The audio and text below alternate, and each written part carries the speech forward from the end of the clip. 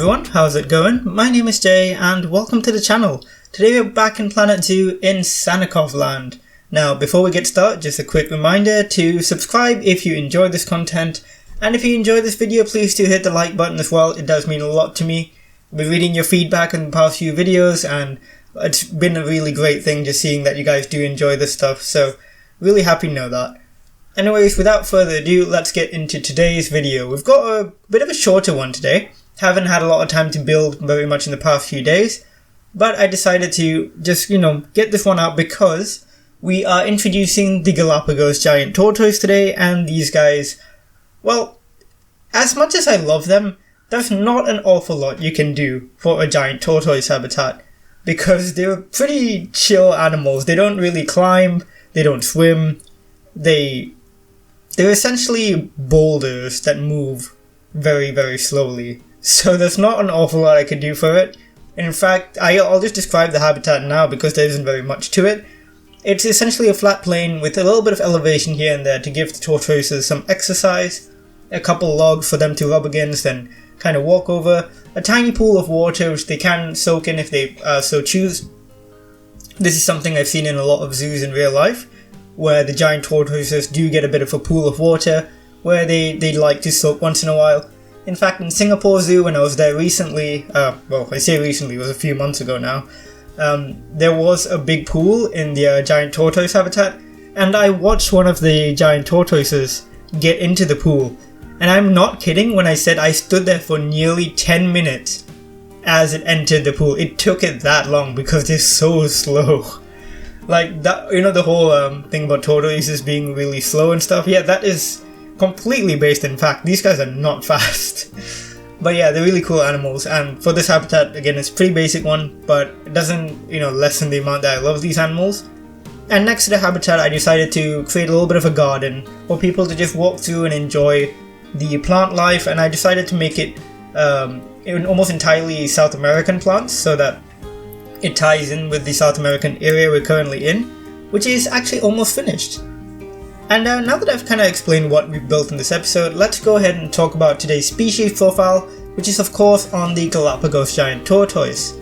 First off, we're going to talk about the species name. So the species name is Chelonoidis species. Basically, we have something like 14 species in total across the various Galapagos islands. Only 11 of those are still extant. The rest, the other 3 I believe, have gone extinct in the past. As far as the IUCN is concerned, the different species do have different statuses. For the most part, the average kind of comes out to saying that most of them are endangered, which is of course not ideal. But as we will learn in a little bit, captive breeding programs and conservation efforts have really improved the likelihood of survival for these guys, which is really nice to hear. As far as the size goes, these guys are hefty boys. They are called Galapagos giant tortoises, not just, Galapagos tortoises in general.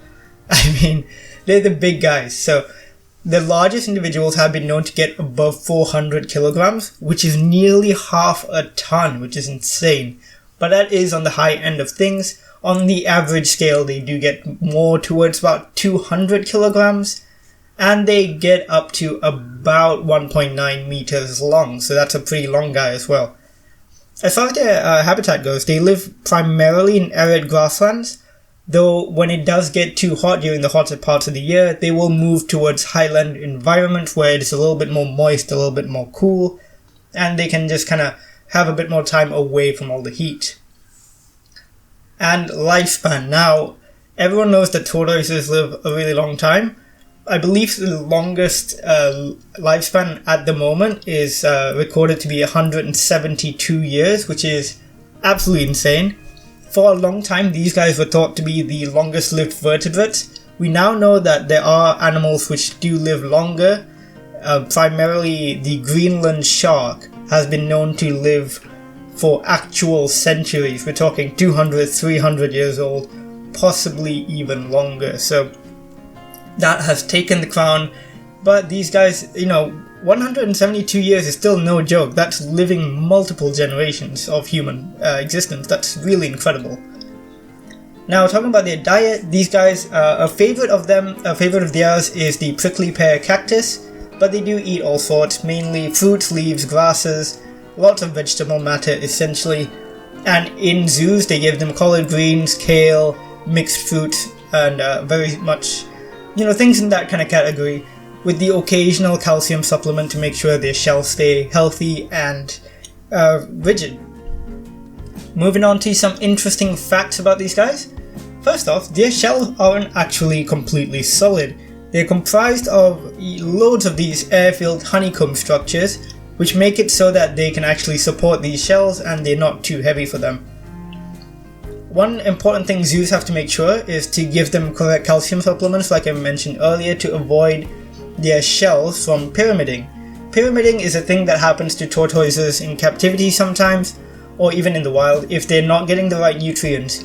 All the individual domes on the shells end up pointing upwards in a quite exaggerated fashion, very much like a pyramid, and that isn't very good for the tortoise's health, so providing adequate nutrition is very important in captivity. Now, another cool fact is that the Galapagos Islands are actually named after the tortoise and not the other way around. The word Galapago is Spanish for tortoise. I'm probably not pronouncing that the way the Spanish would, but of course, do let me know how exactly to pronounce it in the comments if you do know. And a really cool thing about these guys is that although several species were pushed to the brink of extinction by a variety of reasons, hunters, invasive species, etc., captive breeding has successfully brought back 7 out of the 8 critically endangered species from the brink of extinction, and now they're doing a lot better. They're not perfect, they're not, back to the numbers they would likely benefit from, but they are getting better, and that is so good to hear. A lot of Tortoise Islands are now protected as well, so that people are not allowed to venture onto them without permits and stuff like that, so that's again very, very cool. One final fact is that these guys are really, really hardy animals because they do live through very intense dry seasons sometimes, and very intense weather in general. Sometimes you do have the El Nino period that sweeps through the Galapagos. So they are used to really intense weather and really, really tough conditions. So they can go up to a year without eating or drinking. They store water exceptionally well for an animal like this, which is really cool. And yeah, that's it for today's species profile. I hope you've enjoyed it. I really, really love Galapagos tortoises, and I love tortoises in general. At this point that I really love reptiles, considering I did a whole series in planetzoo, about reptiles. So, there's no surprise that I really like these guys. I've seen a few in captivity before, never in the wild. I would love to go to the Galapagos Islands. That is very much on my bucket list. It was one of the first. I remember the documentaries that I watched as a kid where David Attenborough would, describe the Galapagos. That was one of those things that got me into science, into ecology, evolution, all those topics that I really love. And the Galapagos is definitely on my bucket list for a visit one day. And these tortoises are really nice. One cool thing about them is they really like tactile contact. So zookeepers often go in there and rub on their shells, rub on their necks. They're almost like big puppies. It's really quite cute, and they do enjoy those sensations, which is why a lot of zoos do go for the whole human contact aspect, and they allow guests, with supervision of course, to enter tortoise habitats and kind of give them a neck scratch or feed them fruits, which I really like. I opted to not make this habitat a walkthrough one just because I do want to do that in a petting zoo later down the line where I might introduce the Aldabra giant tortoise. But for now, with these Galapagos guys, I thought, they'll have their own little habitat. One thing I wish the game had is I wish we had options to have the different types of shell structure, because in the wild we do have Galapagos tortoises with the saddleback shell structure, which looks quite different from the dome shape we do have here. But it is, it's probably would be a bit trickier to implement, and the saddlebacks are a little bit smaller as well, so it might require entire model changes and whatnot. But I think it would be cool to see that. So if you guys are interested in the whole ecology behind Galapagos tortoises, the different species, the different islands, the different shell structures, please do look into them. They're very, very interesting things. But other than that, there's not too much else in this episode. It is going to be a shorter one this week. I might in fact stay with the short episodes up to this Saturday as well, if I'm not moving on to building anything particularly large. But please let me know in the comments down below actually. What should I do next? Should I move on to, because I'm finished now with South America, what continent should I do next? Should I do Asia, North America, Africa, Europe? Let me know in the comments down below which you think is best. And of course, just let me know in general if you have suggestions for more habitats. I'm more than happy to hear you guys out, and of course take into consideration all your suggestions. Just a final note, we got some really good cinematics coming up. I have a lot of them actually this week. Some of the things I've been doing off screen are included, like the backstage areas. I've used a lot of workshop items, all of them are linked down below. Some really great stuff from Mr. Domez, Vicey of course, a whole bunch of different workshop creators, so please do check them out in the link down below and support their work.